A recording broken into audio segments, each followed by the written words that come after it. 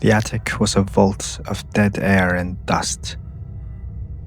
It had taken me 3 weeks after the funeral to finally climb the pull-down ladder. And even then, I only did it because the estate lawyer was breathing down my neck. My mum hadn't been a hoarder, but she was a keeper of essentials.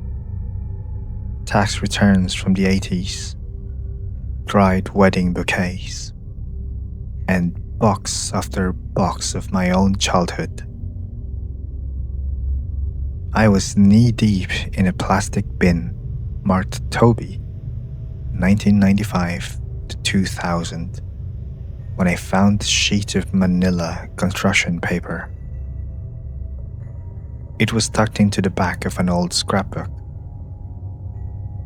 Not pasted in, but hidden behind a photo of a birthday party I didn't remember attending. The drawing was crude, the way a 6-year-old's art always is. In the center, a small version of me cowered under a blue crayon quilt. But it was the figure behind the bed that stopped my pulse.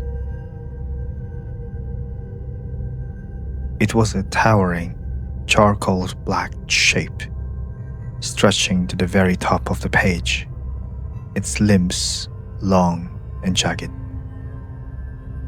Its face was a jarring, empty oval of white. No eyes, no nose, no mouth. Just a void. In the bottom right corner, in my mum's elegant, cursive hand, was the date 12th October 1998. I stared at it for a long time. A faint, half-formed memory brushed against my mind. A sense of being watched from the corner of my room.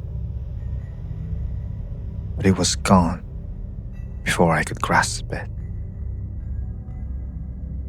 I felt a sudden, heavy wave of grief. Maybe she had kept this because it was the last thing I had drawn before I grew out of my imaginary friend face. I didn't have the heart to toss it. I brought it home and pinned it to my fridge with a pizza delivery magnet. A small, strange tribute to a woman who had kept every scrap of my life. By Tuesday, I woke up for coffee and froze. In the center of the blank white face on the drawing was a single perfect dot of cerulean blue. It wasn't a messy scribble. It was a hyper-realistic iris, thick and waxy. I leaned in close, my breath hitching. The pigment looked fresh, as if the wax hadn't fully cooled. I don't own crayons. I haven't since I was a child. I spent the mornings scouring my flat, checking the kitchen drawers, and even the trash, convinced the friend had played a prank, or that I had somehow developed a bizarre habit of sleepwalking. It was the only logical explanation. I left the drawing up, deciding that if it had happened again, I'd finally book that sleep study I'd been putting off. On Wednesday, nothing. The eye stared, but the rest of the face remained devoid. I felt a wave of relief wash over me. I even checked the floor for blue wax shavings, finding nothing but dust. The sleepwalking theory felt solid. Maybe I just found an old crayon in the attic and tucked it in my pocket without realizing. By Thursday, still no change. I actually laughed at my own paranoia. I told myself the blue dot had always been there, that I had just been too overwhelmed in the attic to notice the detail. I was ready to take the drawing down and file it away.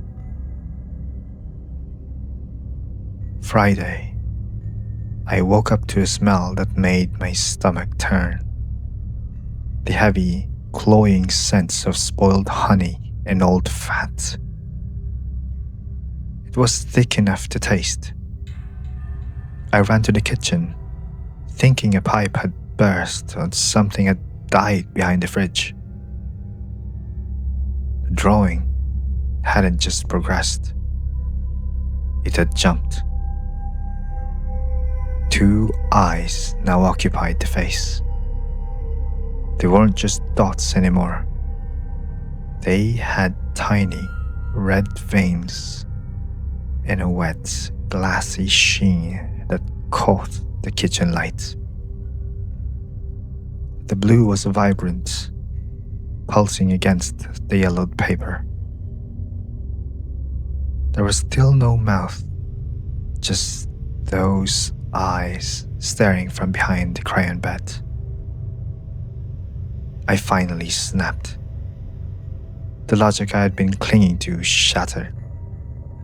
I reached for the paper to rip it into shreds. But the moment my fingers brushed the corner, a searing, white-hot agony spiked through my chest. I collapsed, gasping for air. It felt as though a heavy, blunt object was being driven into my lungs, pinning me to the floor. Every time I tried to reach for the paper again, the pain intensified until the world blurred into a suffocating gray. I lost consciousness on the cold linoleum, the smell of rot filling my head.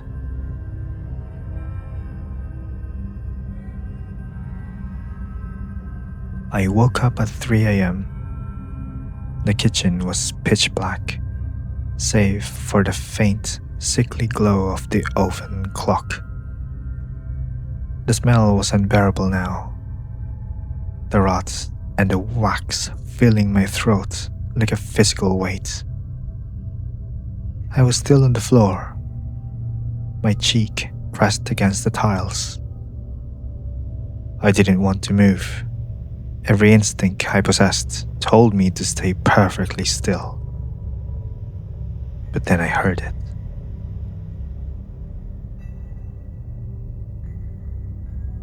The sound was coming from right next to my head. I slowly shifted my gaze, keeping my face inches from the floor. My heart stopped. Inches away from my eyes were 2 large black leather shoes, exactly the shoes I had drawn in 1998. They weren't real leather.